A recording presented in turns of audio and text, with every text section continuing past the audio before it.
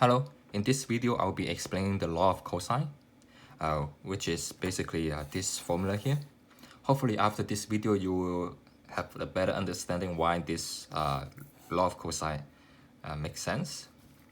So I have three different types of triangle and I will go through each one of them individually. So you can see that the law of cosine is saying that if you know the angle theta here, and you know the two adjacent side, the length of the two adjacent side, which is A and B, you can figure out the length of the C. And based on this equation, the length of the C is also variable based on the size of the angle. So the larger the angle it is, the longer the C will be. The smaller the angle it is, the shorter the C will be, as you can see. Okay, so I'm gonna talk about the first one here. So as you can see on, just look at all these three, right? You can tell that this theta is less than 90 degrees, but greater than 0 degrees. And in this one, theta is actually just equal to 90 degrees. And this one, theta is greater than 90 degrees, but less than 180 degrees. So I'm gonna set a restriction here right now. I would say the theta is greater than 0 degree, but less than 180 degrees. Well, I don't want it to be equal to 0 degrees. Why? Because when it's equal to 0 degrees, right, you just have a flat line because this one overlaps one of the side overlaps the base. Basically, just like flat, the angle is 0. So it's just a straight line. I don't want it to be equal to 180 degree as well, because when you see this one, it just opens up if it's over 180. If it's greater than 180 degrees, it just opens up, so this C will completely lie down here, which is just another straight line. 180 degrees, this angle here. So, because those two are not even triangles, but I'm talking about triangles here. So I'm going to set that restriction here in this discussion. So let's look at the first triangle here. So I said that, well, of course, the size of C also depends on the length of A and B, but I'm going to be mainly talk about the theta, okay? So let's visualize it with Cartesian plan. I'm going to draw a circle here. I know it's not a perfect circle, but because I'm not using it with the compass, but just assume that it's a perfect circle for the purpose of the concept. So that's the radius of the circle. So again, I will draw a right triangle, which is 90 degrees angle. This is angle theta. This is y and x axis. As we discussed before, this is a unit circle. Okay, if with a unit circle, this side is represented by cosine theta, and this side is represented by sine theta. Because unit circle, one radius is equal to 1, so basically r equals to 1. Okay, so as you can see, let's say this is theta, this is a triangle. So let me see, if theta is greater, let's say I have a larger theta than this theta here. So I would say the theta is, I'll have a radius here. Now we draw a line down here. So this is another right triangle.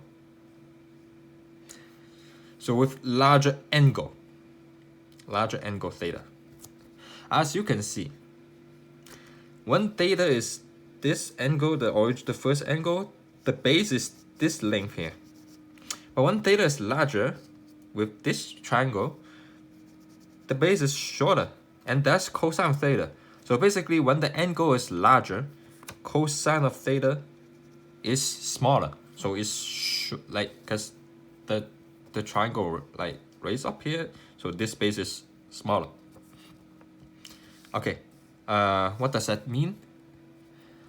So as you can see here, cosine of theta, when cosine of theta is smaller, because when the theta is greater, cosine of theta is smaller, which makes this term smaller. When you subtract a smaller number, C will be larger. That makes sense, because when theta is larger, right, C will be longer. So let me see. Okay, let's say I'm gonna say this here. So then C will be this line here. It's longer, because here now theta is this. It's a larger theta. So the larger it is, larger the angle it is, the larger value of c. Okay, now let's say theta is smaller. So here, down. So this is a triangle. Now theta is just this one here, this angle. Now cosine of theta will be this length here. It's longer than this one now. The length of this base, this right triangle, the base of this right triangle is not as long as the base of this right triangle. Okay, now as you can see, when the theta is smaller, cosine theta is longer, basically larger. So when theta is smaller, this cosine theta is larger, which makes these terms larger. Well, when you're subtracting a larger number, the c value would be lower. That makes sense, because let's see, right? I'm gonna have a smaller theta. Let's say my theta is here. So basically this is theta now, a smaller angle. Then what does it mean? The c value is just this much, so it's shorter. So I have just talked about like when angle is greater than 0 and less than 90 degrees, this formula makes sense. Okay, now let's look at the second triangle. When theta is 90 degrees, I'm going to draw the Cartesian plane again and the circle.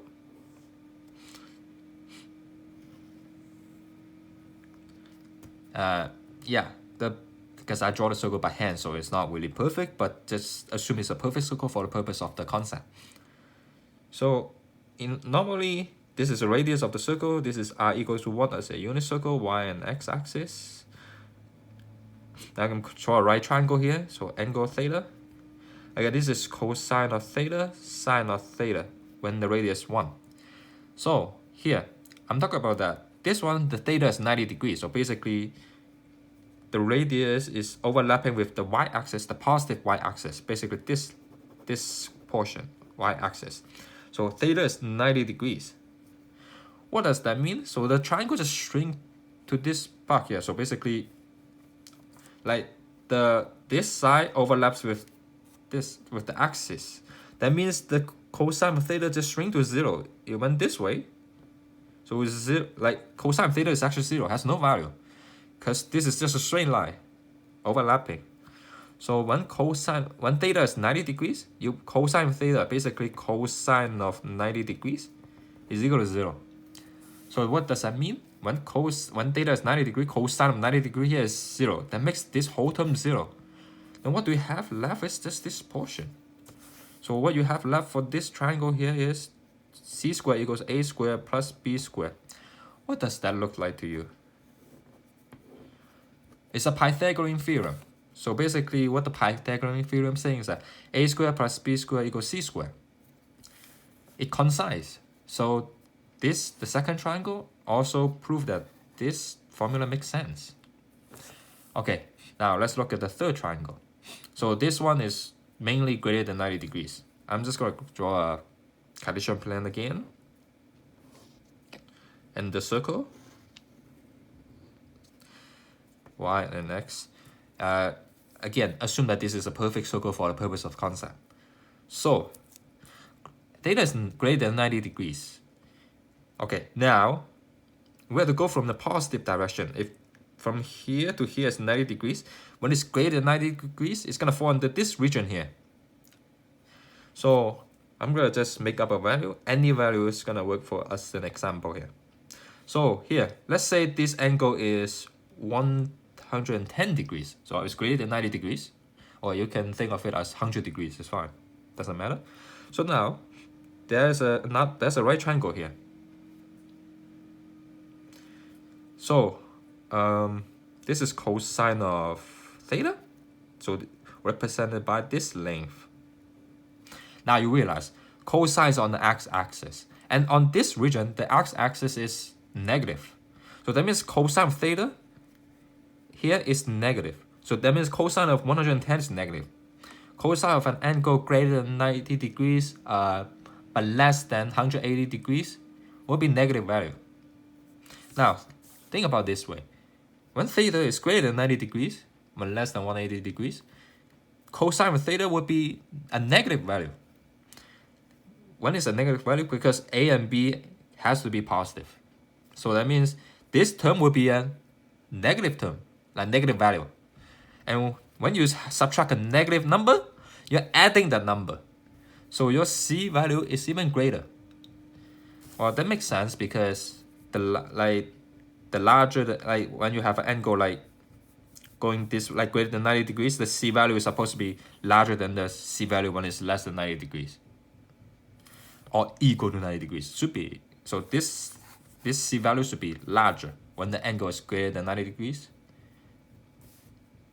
Okay, so let's do another one. So let's say I have a larger angle here. So I say theta is actually equal to 150 degrees this time. So it's a larger angle, a larger theta. So you have a new triangle here. Okay, now the length of the base of this new triangle with the angle 150 degrees is here now. Even longer than 110 degrees angle. So basically, when the angle is larger, cosine of theta has a larger magnitude. But the value is negative because it's on the negative x-axis here. This is the negative x-axis. So that means this value, when it's 150 degree, when the angle theta is larger, right? This is more like larger in terms of like greater than 90 degrees, less than 180 degrees, larger in the negative direction. This is, then you're subtracting a larger negative number. That means you're adding a larger number. Then C, the value of C is even greater. So I'm going to show you like here. Just, okay, let's say the theta is even larger. Okay, sorry, straight line. So C is actually this length here. So the theta is actually this big now. If this original theta was 110 degrees, this is 150 degrees, as you can see. The value of C is actually larger. That makes sense. So this is how I have shown you why this why law of cosine makes sense. So this equation makes sense. Hopefully you can see the picture why it makes sense. As understanding why it makes sense, it can be actually a lot of fun. So maybe it can actually help you solve future problem when you have a more complex problem that requires some thinking. If you fully understand the formula, maybe you can be able to do it in some situation. Thank you.